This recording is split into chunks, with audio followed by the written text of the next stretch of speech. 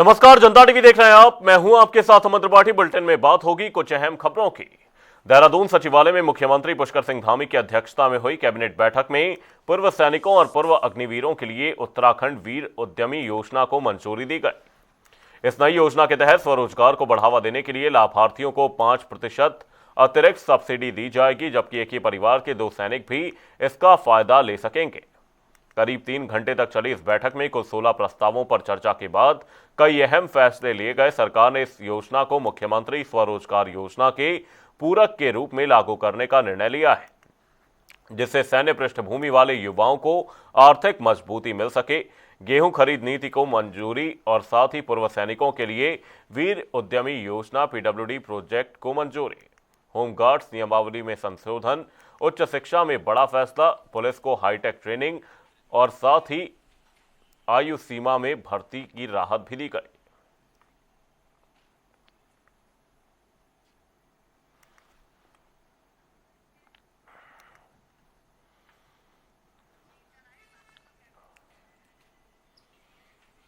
चारधाम यात्रा 2026 को लेकर तैयारियां तेज हो गई हैं। मुख्यमंत्री पुष्कर सिंह धामी ने कहा कि 19 अप्रैल से शुरू होने वाली यात्रा को सुरक्षित और सुगम बनाने के लिए सड़क, पेयजल, स्वास्थ्य और यातायात व्यवस्थाओं पर युद्ध स्तर पर काम हो रहा है।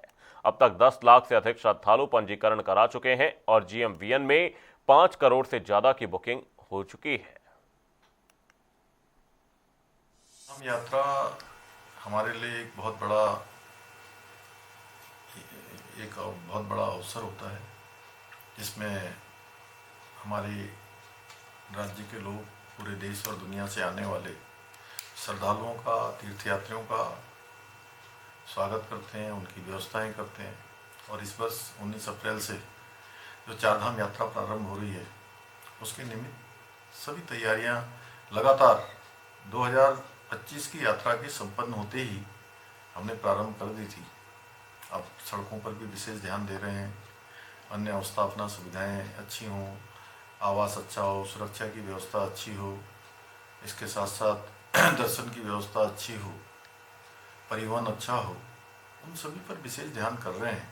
और पिछले वर्ष हमारी यात्रा लगभग 1.5 महीने से भी ज़्यादा समय तक बाधित हुई थी, काफ़ी आपदा आई थी, और उसके बावजूद भी 51 लाख से ज़्यादा श्रद्धालुओं ने चारों धामों के दर्शन किए थे और 10 लाख से अधिक लोगों ने अभी तक चारधाम यात्रा के लिए अपने रजिस्ट्रेशन करा लिए हैं। हमारा प्रयास है कि हर एक आने वाले यात्री, श्रद्धालु, तीर्थयात्री, उनको किसी भी प्रकार की कोई असुविधा न हो। वैसे तो यात्रा चूँकि ऐसा भौगोलिक परिक्षेत्र है, उसमें चुनौतीपूर्ण होती है, लेकिन उसके बावजूद भी हमारा प्रयास रहेगा कि हमारी सर्वोच्च प्राथमिकता रहेगी कि सबके लिए यात्रा एक सुरक्षित यात्रा हो। और मैं सभी तीर्थयात्रियों को जो दर्शन के लिए आ रहे हैं, उनके दर्शन हों, और जो भी तीर्थयात्री देवभूमि उत्तराखंड यात्रा के लिए आएंगे, चार धामों के दर्शन के लिए आएंगे, उनका दर्शन कराना हमारी जिम्मेदारी है। हम एक यात्री के दर्शन हों, यह हमारी सरकार सुनिश्चित करेगी। और आपदा एवं परिस्थितियों के आकलन के अनुसार प्रशासन यात्रा को समय समय पर सूचनाएं भी प्रेषित करेगा और आवश्यक दिशा निर्देश भी देता रहेगा। पश्चिम एशिया में बढ़ते युद्ध और वैश्विक संकट के बीच भारत की अर्थव्यवस्था मजबूत बनी हुई है। पुष्कर सिंह धामी ने कहा कि प्रधानमंत्री नरेंद्र मोदी के नेतृत्व में देश ने कोरोना काल की तरह एकजुटता और संयम से चुनौतियों का सामना किया है। उन्होंने भरोसा जताया कि भारत अपनी आत्मनिर्भरता और सतर्क कूटनीति के दम पर इस वैश्विक संकट से भी मजबूती से उभरकर आगे बढ़ेगा। नहीं, देखिए, माननीय प्रधानमंत्री जी स्वयं सभी देशवासियों के सामने सारी बातें उन्होंने कल भी रखी है, राज्यसभा में, लोकसभा में, अन्य माध्यमों से। और ऐसे समय में जब ये पूरा एक तरह से वैश्विक संकट है, तो इस समय में जैसे हम लोगों ने महामारी के समय में भी पूरी एकजुटता के साथ जो हमारे पास संसाधन हैं, उन संसाधनों का पूरी तरह से उपयोग करते हुए हमको काम करना है, संयम से मिलजुल कर। और इस घड़ी में भी हम सब लोग इसका सामना करेंगे और इससे भी आगे निकलेंगे। उत्तराखंड में पुष्कर सिंह धामी सरकार के हालिया मंत्रिमंडल विस्तार पर सियासत तेज हो गई है। कांग्रेस प्रवक्ता शीशपाल सिंह बिष्ट ने इसे भाजपा का आपदा प्रबंधन बताते हुए कहा कि यह कदम चुनावी दबाव और विधायकों की नाराजगी के चलते उठाया गया। उन्होंने आरोप लगाया कि कैबिनेट में कांग्रेस पृष्ठभूमि के नेताओं को ज्यादा जगह मिलने से भाजपा के अपने विधायकों में असंतोष बढ़ रहा है। भाजपा सरकार का मंत्रिमंडल विस्तार भाजपा सरकार का आपदा प्रबंधन है। ये हताशा और निराशा में उठाया गया कदम है, क्योंकि चुनावी वर्ष में भाजपा के विधायकों की नाराजगी लगातार सरकार के प्रति बढ़ रही थी और मंत्रिमंडल विस्तार में भी भाजपा कैडर को नजरअंदाज किया गया है। कांग्रेस गोत्र के जो कांग्रेस पृष्ठभूमि के विधायक हैं, उन्हीं को जो है मंत्रिमंडल में स्थान मिला है। अब भाजपा मंत्रिमंडल में कुल 7 विधायक जो है कांग्रेस पृष्ठभूमि के हैं। इससे ये साबित हो गया है कि भाजपा सरकार और भाजपा संगठन को अपने कैडर के कार्यकर्ताओं पर, अपने विधायकों पर बिल्कुल भी भरोसा नहीं है। वो उनको केवल दरी बिछाने के लिए और झंडा उठाने के लायक ही समझती है। उसको लगता है कि भाजपा के विधायक सरकार नहीं चला सकते हैं। कांग्रेस पृष्ठभूमि के जो विधायक हैं वो जमीन से जुड़े हुए भी हैं, सरकार चलाने में सक्षम भी है, इसीलिए उन पर भरोसा किया जा रहा है और उन्हीं के सहारे भाजपा अपनी चुनावी वैतरणी पार करने के बारे में सोच रही है। इससे निश्चित तौर पर भाजपा के कैडर में एक अच्छा संदेश नहीं गया है। भाजपा का कैडर इस मंत्रिमंडल विस्तार से हताश और निराश है। वैसे भी चुनावी वर्ष में जनता भली भांति जानती है कि ये मजबूरी में उठाया गया कदम। कांग्रेस चुनाव प्रबंधन समिति के अध्यक्ष डॉक्टर हरक सिंह रावत ने ऋषिकेश के रानी पोखरी में प्रस्तावित नेशनल लॉ यूनिवर्सिटी की जमीन को लेकर पुष्कर सिंह धामी सरकार पर गंभीर आरोप लगाए हैं। उन्होंने कहा कि पूर्व मुख्यमंत्री त्रिवेंद्र सिंह रावत के कार्यकाल में शिलान्यास के बावजूद 7 साल में कोई निर्माण नहीं हुआ और अब जमीन के दुरुपयोग का आरोप है। कांग्रेस ने इसे सरकार की विफलता बताते हुए सवाल खड़े किए हैं। राष्ट्रीय विधि विश्वविद्यालय स्वीकृत किया गया। माननीय राज्यपाल ने सरकार की संस्तुति पर यह विश्वविद्यालय स्वीकृत कर दिया। 2 मार्च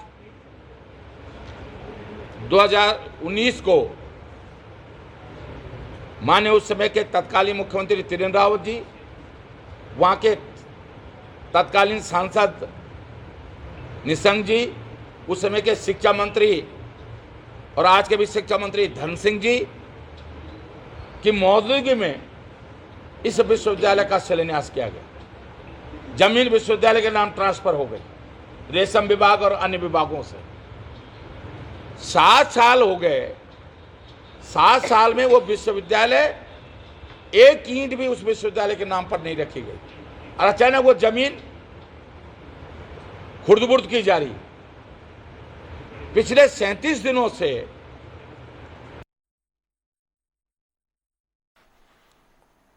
रामनगर के पीरू मदारा क्षेत्र में एक युवक की ओर से आत्मघाती प्रयास से सनसनी फैल गई। धर्मपुर ओलिया निवासी प्रदीप सिंह रावत ने दरांती से खुद का गला काटने की कोशिश की, जिसे परिजनों ने समय रहते रोक लिया। गंभीर हालत में युवक को अस्पताल में भर्ती कर हायर सेंटर रेफर किया गया है। वहीं पुलिस मामले की जांच में जुट गई है, जबकि परिजनों ने युवक के नशे की लत और असामान्य व्यवहार की बात कही है। अभी थोड़ी देर पहले एक पेशेंट आए थे हमारे पास, प्रदीप सिंह रावत करके, जिनकी उम्र 35 साल है, धर्मपुर के रहने वाले हैं। बताते हैं इनके साथ इनके एक भाई आए थे कि पेशेंट ने खुद अपने हाथ से दराती नामक एक अस्त्र से अपना गला काटा है। इसमें पेशेंट फिर यहाँ पर 108 की एम्बुलेंस से आया था। इसको हमने भली भांति देखा, उसका गला काफ़ी हद तक कटा हुआ था और आगे की जो बोन होती हैं, हड्डियाँ भी विजिबल हो रही थी हमको। तो पेशेंट को हमने प्राइमरी ट्रीटमेंट दिया है, उसकी भरपूर तरीके से ड्रेसिंग करी और पेशेंट को हायर सेंटर के लिए आगे रेफर कर दिया गया है।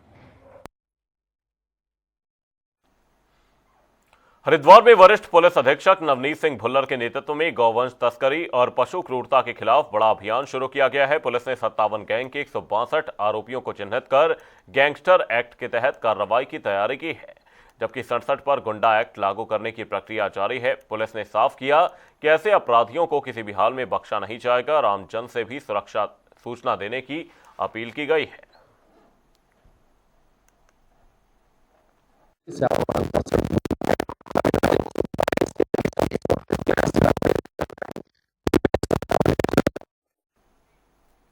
वक्त एक छोटे से ब्रेक का। ब्रेक के उस पार जल्द लौटेंगे।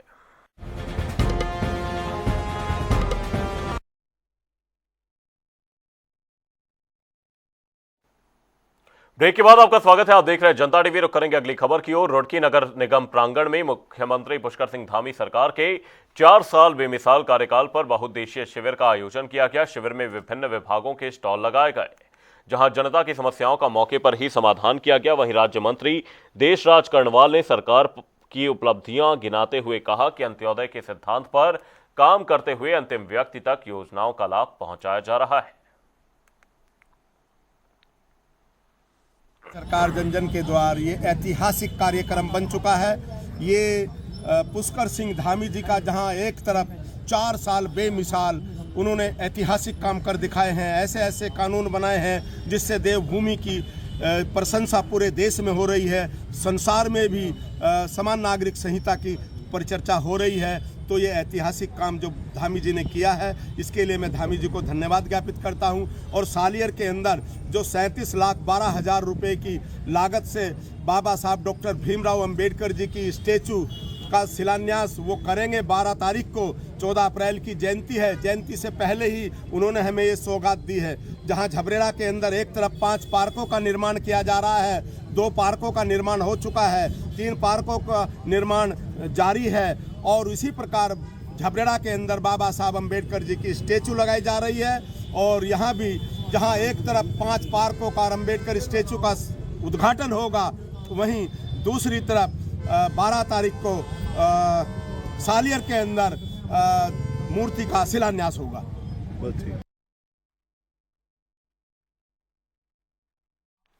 मध्य पूर्व देशों में चल रहे युद्ध का असर अब भारत पर भी नजर आने लगा है। वहीं हल्द्वानी में भी गैस की किल्लत को लेकर होटल और रेस्टोरेंट कारोबारियों में अफरा तफरी का माहौल देखा जा रहा है।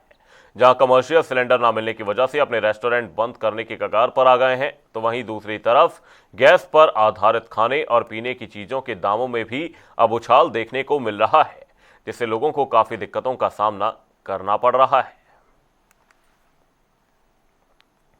जो आंकड़े बता रहे हैं, पैनिक सिचुएशन धीरे धीरे जो है नीचे हो रही है। जो हमारा बैकलॉग है वो कम हो रहा है। केवल इंडियन का मैं आपको बताना चाहूँगा, बैकलॉग जो है 40,000 से अधिक सिलेंडर पहुंच चुका है था, जो कि आज की डेट में जो है 30 से 33,000 के मध्य आ गया है। और हमें अभी आज की डेट में 6,000 सिलेंडर मिले हैं। हमें मंगलवार को जो है 9,000 सिलेंडर मिले थे अपने जनपद के लिए। तो ऐसी स्थितियां नहीं है। लोग जो है पैनिक न करें, ये आपके चैनल के माध्यम से मैं बताना चाहूँगा कि लोग संग्रह की प्रवृत्ति न पैदा करें, लोग जो है डाइवर्जन की प्रवृत्ति न पैदा करें। ऐसा कह करके मैं बिल्कुल ये नहीं कहना चाह रहा हूँ कि समस्या है ही नहीं, समस्या है, लेकिन उसके साथ सामंजस्य हमको बनाना पड़ेगा। और जो भी सिलेंडर्स की बुकिंग हो गई है, जिनकी DAC क्रिएट हो गई, जिनको मैसेज आ गया है, उनको सिलेंडर मिलेंगे। प्रशासन का ये कह रहा है अभी गैस है ही नहीं, तो कहाँ से मिले। जिससे गैस सिलेंडर आते थे एजेंसी वाले थे, उनसे हमने बात की कि समस्या बहुत है, थोड़ा बहुत तो हमारे लिए वो कराओ। बोले आपके लिए देखो, सबके लिए अभी कुछ नहीं है, कर रहे हैं व्यवस्था, थोड़ा बहुत किया जाएगा। फिलहाल जो है अभी बिल्कुल है नहीं, तो इसलिए अब लकड़ियों पर काम कर रहे हैं। क्या कह रहे हैं कि कब तक मिल पाएगी गैस? कोई डेट फिक्स नहीं बता रहे हैं, कि ये कर रहे हैं कि थोड़े बहुत दिनों में इसका सुधार होगा और थोड़ी बहुत गैस दी जाएगी। और फिलहाल अभी डीजल भट्टी है और अपने लकड़ी तंदूर इन्हीं से काम चलता है। गैस की स्थिति बिल्कुल जीरो है। रेस्टोरेंट, मिठाई की दुकानें बंद होती जा रही हैं और जो बच्ची कुची है वो भी बंदी कगार पे है। इस गैस ने ऐसी तहरी मचा दी है। हमने अपने सिटी मैनेजर साहब से भी, DM साहब से भी, सारे अधिकारियों से हमने कहा कि हमें 25% गैस उपलब्ध करा दें, लेकिन सिर्फ बातें हो रही हैं। हमें आश्वासन दिया जा रहा है, पहले 25% का दिया था, उसके बाद 13% का, लेकिन अभी तक धरातल पे कुछ भी नहीं है।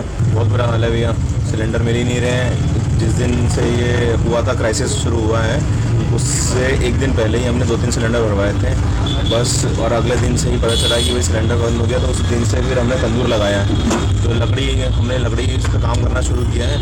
तो लकड़ी हम जो 600 रुपये क्विंटल ले रहे थे, आज का रेट 1,500 रुपये क्विंटल हो गया है, जस्ट डबल हो गया है। तंदूर के रेट बढ़ गए हैं और अब गैस बिल्कुल अब ये लास्ट एंड पे चल रही है।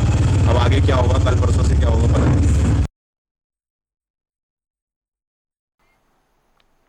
हरिद्वार में फर्जी जमानत कांड के आरोपी की पुलिस हिरासत में मौत से हड़कंप मच गया। सिडकुल थाना पुलिस ने 4 आरोपियों को गिरफ्तार किया था। जिसमें 47 वर्षीय नरेश कुमार भी शामिल था। कोर्ट में पेशी से पहले मेडिकल के दौरान उसकी तबीयत बिगड़ी और अस्पताल ले जाते समय उसकी मौत हो गई। पुलिस ने मामले को गंभीरता से देखते हुए मजिस्ट्रेट की निगरानी में पोस्टमार्टम कराया, जबकि पुलिस पूरे घटनाक्रम की जांच में जुट गई है।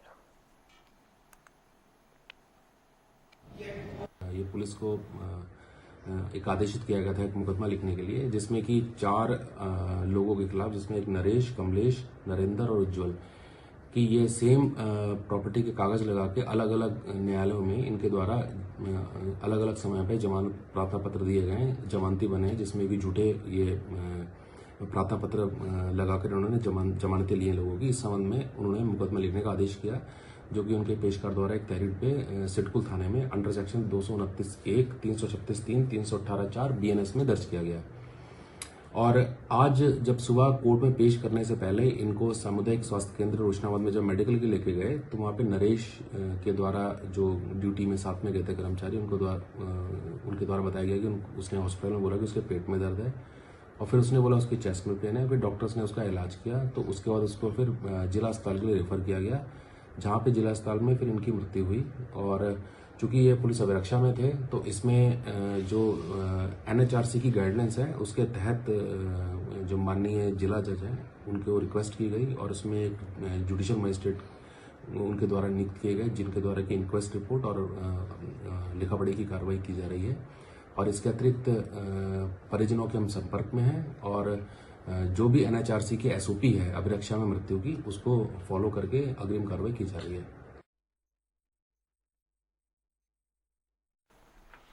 डूंडा ब्लॉक के पैंथर कस्बे में UPCL द्वारा 11 kV सोलर प्लांट लाइन बिछाने को लेकर विवाद खड़ा हो गया है। हरेती गांव के ग्रामीणों ने आरोप लगाया कि लाइन को घरों के ऊपर से ले जाया जा रहा है, जिससे हादसों का खतरा है और ठेकेदार दबाव बना रहा है।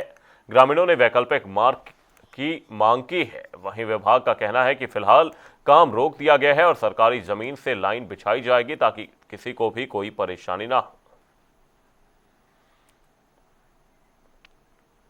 इसका जवाब दोनों आदमी है, क्योंकि हम खुला में धमकियां कर रहे हैं कि अगर तुम यहाँ पे लाइट नहीं दी हमको, हम खंबे नहीं डाल दो गांव के अंदर ये 11 kV की जो पैंथर प्लांट के लिए, तो हम तुम्हें देख लेंगे। और दूसरी धमकियां कर रहे हैं कि हम तुम्हारे गांव में लाइट नहीं देंगे। तो ये कौन सा कानून है? मुझे इस कानून का आज कोई पता नहीं लगा कि किस तरह से तानसाई कर रहे हैं गाँव के अंदर, गाँव में धमका रहे हैं। जो मेरी एक ग्राम सभा में आके हमें धमका रहे, खुला धमका रहे और लाइट बंद करके जा रहे हैं। ठीक है, तो मैं शासन प्रशासन विशेष हाथ जोड़ के विनती करता हूं कि इन पे कानूनी कार्रवाई की जाए और इस लैंड को यहां से गांव के बगल से शिफ्ट की जाए, जो कि लोगों को खतरा बच जाए, गांव मेरा सुरक्षित बच जाए। और मैं हाथ जोड़ के विनती करता हूं कि इन लैंड को यहाँ से शिफ्ट किया जाए गाँव के बगल से, और इन पे दोनों पे कानूनी कार्रवाई की जाए। जिन्होंने SDO साहब और ये रोशन उनियाल जो ठेकेदार है, जिन्होंने गाँव के अंदर आके हमें धमकियां की है और मेरे ग्राम सभा में मतलब ये तानाशाही का माहौल किया है। और अभी तक वो बच्चे परेशान है जिनका पेपर था उस दिन, उन बच्चों का पेपर खराब गया उस दिन। बच्चे हमें बोले कि हमारे पेपर खराब गया। एक्शन साहब को बताया और SDO साहब मौके पे आ रहे थे उस दिन, उनको भी बताया। उन्होंने बोले कि जैसी रिपोर्ट आएगी उसके बारे में हम आपको बता देंगे और इनको हटाएंगे। अभी तक ये लाइन हटाए नहीं, ये तार पूरे झूल रहे। अभी ये बड़ी बस निकल रही, वो बस पर टच हो रहे तार, इधर जो खम्भे लगे हुए साइटों से वो तार झूलने लग गए अभी से। और वर्तमान में तो यहाँ बहुत खतरा है मेरी ग्राम सभा के लिए। यहाँ पे एक मकान सामने है, एक नीचे है, एक ऊपर है। इन मकानों के ऊपर से हाई टेंशन लाइन जा रही है।